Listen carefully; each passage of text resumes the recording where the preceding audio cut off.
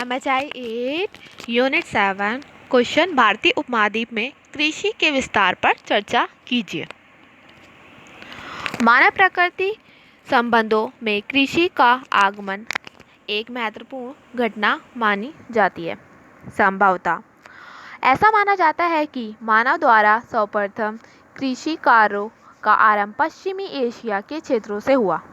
यहाँ का मानव जौ, गेहूँ, चावल जैसी अनेक अनाजों का उत्पादन से अपना भोजन स्वयं प्राप्त करने लगा था। इसके साथ ही वह कुछ प्रकार के पशु को भी पालतू बनाना प्रारंभ हो गया था, इसके कारण प्रकृति के संसाधनों के ऊपर मानव की निर्भरता समाप्त हो गई थी। अंततः मानव पर्यावरण तथा उसके संसाधनों के मध्य के संबंधों में ये एक बिल्कुल ही नया आयाम आरंभ हुआ था। इतिहासकार ब्रिजेट तथा आल्चिन के अनुसार अति नूतन काल में पर्यावरण परिस्थितियों में व्यापक परिवर्तन हुए। इससे मानव को एक ऐसा वातावरण प्रदान किया जिससे मानव उस पर अधिकार करने में सक्षम हुआ। इसी के परिणाम स्वरूप दक्षिण एशिया के क्षेत्रों में आज से लगभग 6000 साल पहले नगरीय समाज सामने आया। संभवतः इस क्षेत्र के मानवों द्वारा सबसे आधारभूत विकास पशुओं तथा पेड़ पौधों की अनेक किस्मों को वातावरण के अनुकूल बनाकर पालना था। इससे यह स्पष्ट होता है कि सहायक पर्यावरणीय परिस्थितियों तथा नवपाषाणकालीन क्रांति के द्वारा प्राप्त आवश्यक उपकरणों ने कृषि प्रक्रिया को अंकुरित तथा सुस्थिर करने में सहायता की। वैसे कुछ विद्वानों का मानना है कि कृषि सर्वप्रथम पश्चिमी एशिया में आरंभ हुआ तथा यहाँ से दक्षिण एशिया में फैली। इससे संबंधित जो वर्तमान में साक्ष्य मिलते हैं उसके आधार पर माना जाता है कि सीरिया और फिलिस्तीन के लोगों ने सबसे पहले कृषि कर्म को अपनाया था। यहीं से मनुष्य द्वारा छोटी चकमक पत्थर की हंसिया तथा हड्डी के दंड से खांचों में गोंद द्वारा चिपकाया जाता था, इसका प्रयोग आरंभ हुआ।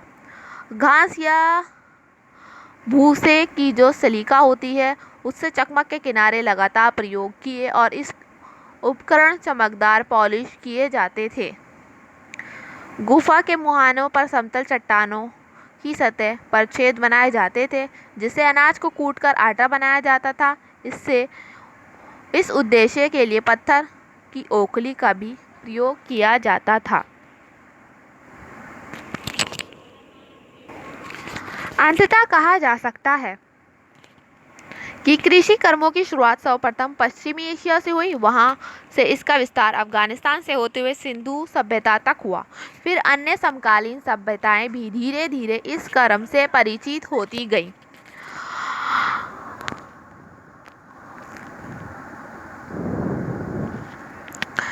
पश्चिमी एशिया से कृषि का आरंभ हुआ और वहां से इसका विस्तार दक्षिणी एशिया से होते हुए भारतीय उपमहाद्वीप तक फैल गया। सिंधु सभ्यता के मेहरगढ़ पुरास्थल से कृषि का प्रथम साक्ष्य मिले हैं, लेकिन जिन कृषि फसलों के साक्ष्य मिले हैं उनमें चावल की कृषि के प्रमाण नहीं मिलते हैं।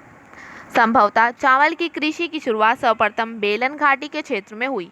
इसके अलावा भारत के सभी लगभग क्षेत्रों में अन्य कृषि फसलों के उत्पादन के प्रमाण मिलते हैं। भारतीय उपमहाद्वीप में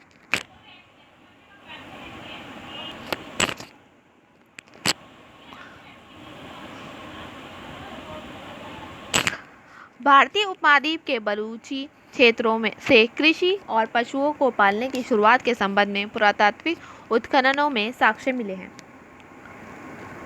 बलूचिस्तान में कांची के मैदानों में ऐसे अनेक लाभ प्राप्त थे और ऐसी अनेक सुविधाएं प्राप्त थीं जिससे उस क्षेत्र में प्रारंभिक कृषि अर्थव्यवस्था का उदय हुआ। बलूचिस्तान की बंजर श्रेणियों के मध्य छोटी छोटी घाटियों में पहाड़ियों से आती नदियां द्वारा लाई गई उपजाऊ जलोढ़ में उन भूखंडों पर सिंचाई करना आसान हो जाता था जहां उस समय वनस्पतियां उगती थी। मेहरगढ़ पुरास्थल सिंधु सभ्यता का एक महत्वपूर्ण क्षेत्र है। इस स्थल पर उत्खननों से पता चलता है कि इस क्षेत्र का पूर्व मर्दभांड नवपाषाण काल से विकसित हड़प्पा काल तक एक लंबा सांस्कृतिक इतिहास रहा है। मेहरगढ़ में जिन फसलों की खेती की जाती थी उनमें जौ की 2 किस्में और गेहूं की 3 किस्में शामिल थीं। अलूचा और खजूर के जले हुए बीज भी इन बस्तियों से ही प्राप्त हुए हैं। यहाँ पूर्व मर्दभांड बस्ती की शुरुआत लगभग 6000 ईसा पूर्व निर्धारित की गई है। मेहरगढ़ से प्राप्त साक्ष्य के आधार पर स्पष्ट होता है कि कांची के मैदानों मवेशी और भेड़ पालने के लिए तथा गेहूं और जौ की खेती के लिए स्वतंत्र अधिकेंद्र थे।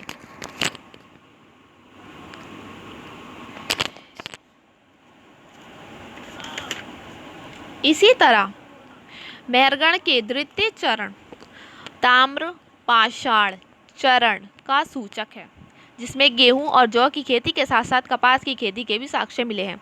संभवतः हड़प्पा निवासियों ने गेहूं, जौ और कपास की खेती का ज्ञान मेहरगढ़ के प्रारंभिक पूर्वजों से प्राप्त किया होगा। अंततः मेहरगढ़ से प्राप्त साक्ष्य मिलने के कारण इस सिद्धांत को संशोधित करना पड़ेगा कि कृषि और पशुपालन का कार्य भारतीय उपमहाद्वीप की ओर पश्चिमी एशिया से फैला।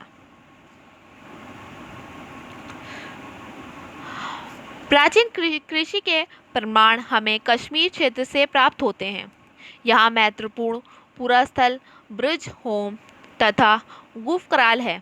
यहाँ से प्राचीन कृषि के साक्ष्य मिले हैं।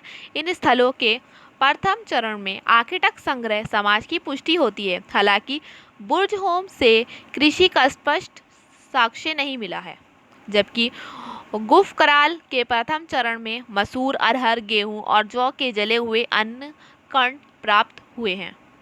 साथ ही पशुओं की हड्डियां भी मिली हैं। गुफकराल के द्वितीय व तृतीय चरण में वनस्पतियों, कृषिकरण और पाले गए जानवरों के साक्ष्य मिले हैं। इससे यह स्पष्ट होता है कि प्रथम चरण की अनिवार्य आखेटक संग्रह अर्थव्यवस्था का किस प्रकार धीरे धीरे द्वितीय चरण में सुस्थापित कृषि अर्थव्यवस्था में विकास हो गया। इसके बेलन घाटी के नवपाषाणकालीन किसानों का उदय भारत में सबसे प्रारंभिक चावल उगाने वाले समुदाय के रूप में हुआ। यद्यपि ये मत अधिकतर विद्वानों को मान्य नहीं है। संग्रहण अर्थव्यवस्था से कृषि अर्थव्यवस्था में संक्रमण इस क्षेत्र में स्पष्ट साक्ष्य मिले हैं। फिर भी मर्दभांड चोपानीमा में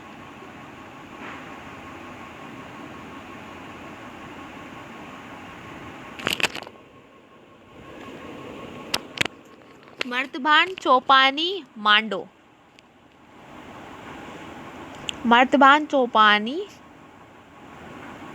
मांडो के उत्तरवर्ती मध्यपाषाण काल में दिखाई दिए। ये इस बात का सूचक है कि मर्दभांड बनाने का काम कृषिकरण और पशुपालन कार्य से पहले शुरू हो गया था।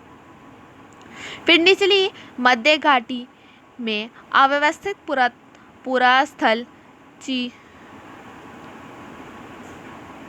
चिरांद, चेचर, सेनुआर आदि क्षेत्रों से प्राचीन कृषि कार्यों के साक्ष्य मिले हैं।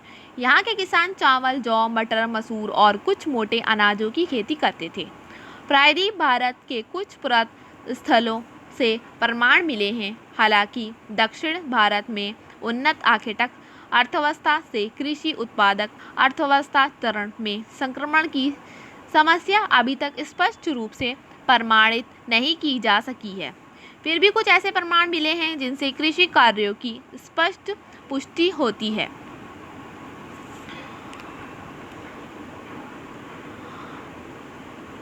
दक्षिण भारत नवपाषाणकालीन किसानों द्वारा जिस फसलों की खेती की जाती थी वह गेहूं, कुल्थी और मूंग थी।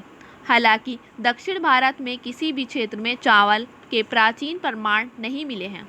यहाँ खजूर भी उगाया जाता था। ऐसा प्रतीत होता है कि यहाँ नवपाषाण काल के दौरान सोपान कृषि की एक महत्वपूर्ण विशेषता रही होगी। इसका उपयोग फसलें उगाने के लिए, छोटे छोटे खेत बनाने के लिए किया जाता था। निष्कर्षतः कहा जा सकता है कि भारतीय उपमहाद्वीप कृषि कर्म की शुरुआत अपने स्वतंत्र रूप से हुई। चूँकि यहाँ के पर्यावरणीय परिस्थितियाँ एवं जलवायु मध्यपाषाण में ही काफ़ी उपयुक्त हो गई थी। तथापि अधिकांश विद्वान का मानना है कि कृषि कर्म की प्रथा पश्चिमी एशिया से होते हुए भारतीय उपमहाद्वीप में फैली। इस आंसर में हमने ये बताया है कि भारतीय उपमहाद्वीप में कृषि का जो विस्तार हुआ किस किस इलाके में, उत्तर में, पूर्व में, दक्षिण में किस प्रकार हुआ, कहाँ पर कौन से चरण में किस चीज़ की शुरुआत हुई। अगर हमें पूरा वैश्विक स्तर पर देखना है तो कहाँ से शुरुआत हुई, मतलब एशिया के स्तर पर पश्चिमी एशिया से शुरुआत हुई कृषि की।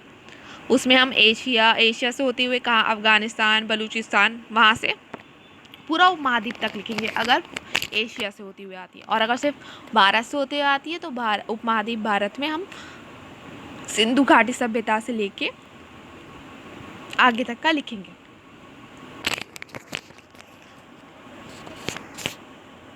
अगर आप ऐसे ही आंसर्स की वीडियो चाहते हैं तो उसके लिए चैनल को लाइक करें, शेयर करें और सब्सक्राइब करें। प्लीज़ ज़्यादा से ज़्यादा सपोर्ट करें। अगर आपके रिस्पांस पॉजिटिव आएंगे तो ही मैं आगे वीडियो बना पाऊँगी। अगर पॉजिटिव नहीं आएंगे तो मैं स्टॉप कर दूँगी। अगर आप किसी पर्टिकुलर आंसर पर वीडियो बनवाना चाहते हैं तो उसके लिए कमेंट बॉक्स में जाकर कमेंट करें।